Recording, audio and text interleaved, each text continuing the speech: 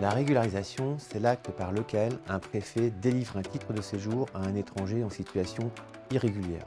Alors on distingue deux types de régularisation. Celle qui est de plein droit, de celle qui est discrétionnaire. Alors par discrétionnaire, on entend un pouvoir du préfet qui s'exerce en toute liberté, le préfet n'ayant pas à justifier des motifs pour lesquels il prend sa décision. On est à la limite de ce qu'on appelle l'arbitraire.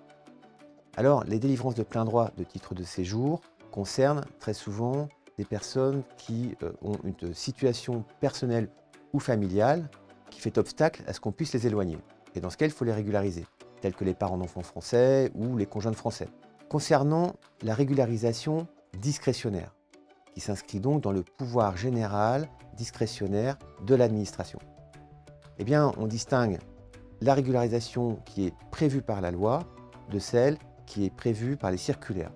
Prévu par la loi, ça veut dire que dans le Code de l'entrée et du séjour des étrangers, il y a des dispositions dans lesquelles il est précisé que le préfet peut délivrer une carte de séjour sous telle et telle et telle et telle condition. Par exemple, pour les jeunes majeurs qui, lors de leur minorité, avaient été pris en charge par l'aide sociale à l'enfance.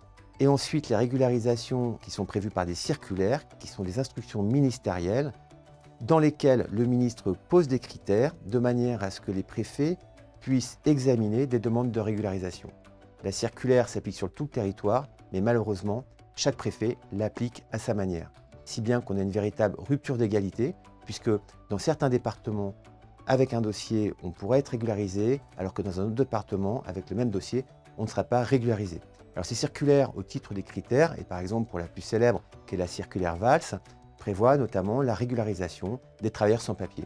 À partir du moment où une personne justifie de bulletin de salaire, d'un contrat de travail et d'une présence en France depuis au moins 5 ans, elle doit normalement être régularisée. Je dis bien normalement, puisque là encore, dans certains cas et dans certains départements, c'est systématique et dans d'autres, ça ne l'est jamais.